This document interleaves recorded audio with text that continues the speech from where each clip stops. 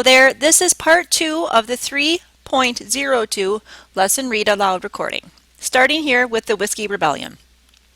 While Americans kept a watchful eye on the revolution in France, a group of farmers in western Pennsylvania staged their own small rebellion. Angry at the tax on whiskey, these farmers resisted the efforts of federal revenue agents to collect the government's whiskey tax. As in the earlier Shays Rebellion in Massachusetts, the men of western Pennsylvania formed makeshift militias to confront government officials. Some even shouted a slogan from the French Revolution, "Liberty, equality, fraternity." Washington and many Federalists thought they were witnessing the first stirrings of revolutionary violence at home. Determined to assert the authority of the national government, the president called for 1,500 militiamen from Virginia, Maryland, New Jersey, and Pennsylvania. In an extraordinary display of power, Washington asserted his constitutional role as commander-in-chief by assuming direct command of the federal militia for 3 weeks. With his former aide-de-camp, Alexander Hamilton, riding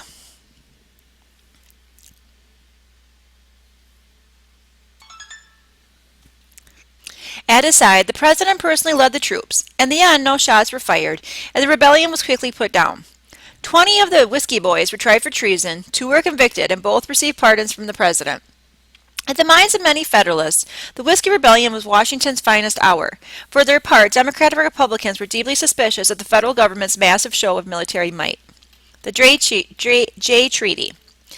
George Washington had originally intended to serve only one term as president and then retired to his Virginia plantation. Urged by supporters in both the Federalist and Republican camps to stand for a second term in 1792, he reluctantly agreed. But by the last years of his presidency, Washington was almost certainly regretting his decision. Washington's burdens included not only political divisions and active rebellion, but also a host of unresolved issues in the American West. In 1794, Washington sent Chief Justice John Jay to London to negotiate a treaty with the ministers of the king. 2 issues troubled the president. First, the British had not abandoned their forts in the American Northwest. On the contrary, they remained on their posts and encouraged the Indians to attack American settlers. Second, the King's Navy, at war with France, intercepted hundreds of American ships in order to block them from conducting commercial trade with France. Although many Republicans called for war against Britain, the president feared that a second war against the crown would result in a defeat for the young American Republic. Instead, he instructed Jay to iron out an agreement with Britain. In 6 months of negotiation, Jay won modest concessions from England, including a final dismantling of forts in compensation for owners of seized ships. In return, he agreed to special trade status for England, thus favoring Britain over France. The treaty proved to be wildly unpopular at home. Federalists cried that to follow Washington is now to be a Tory and deserved tar and feathers. When Alexander Hamilton defended the treaty in a speech in New York City, angry crowds threw stones at him. From New England to the Deep South, Republicans burned Jay in effigy, just like this drawing here, this illustration. Washington's farewell. Amid such difficulties, George Washington yearned for the comforts of home. In 1796, the year he would stand for re-election, Washington defied expectations by announcing that he would retire from public life. Exhausted by 8 years in office and committed to the principle that Republican government should have periodic changes in leadership, the president delivered his farewell address to the nation in September 1796. Defending his administration's economic policies and calling on citizens to rise above partisan bickering, Washington also urged Americans to remain neutral in world affairs.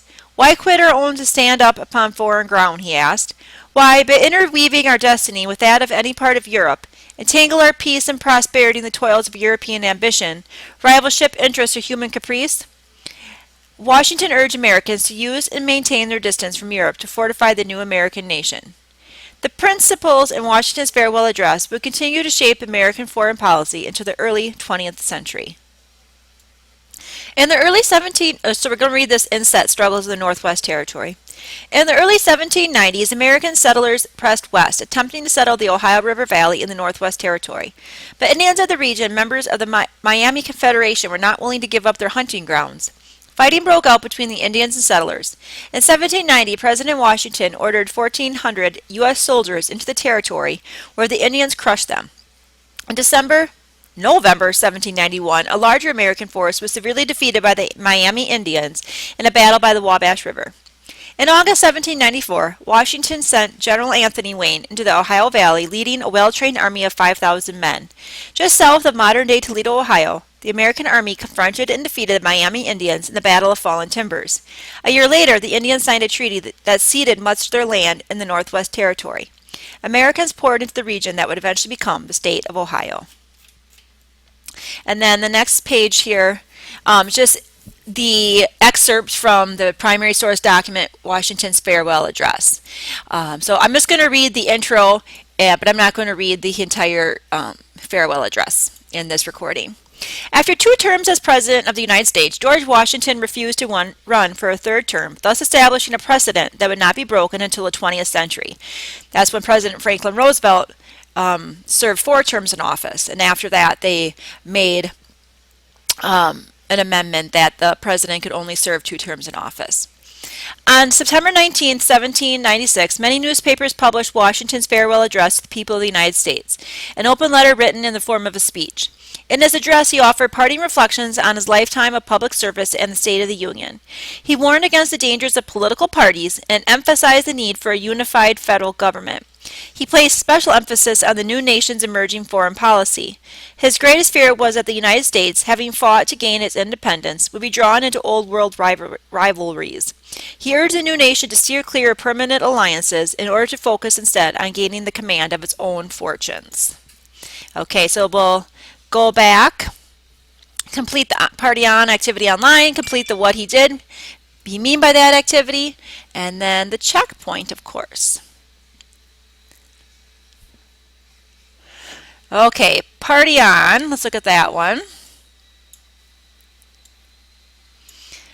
Which man believed in the following political idea? The government must protect free marketing opportunities for farmers. That was a Jeffersonian ideal.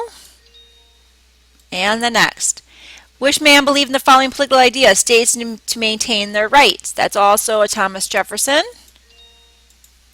The Constitution lists all federal powers.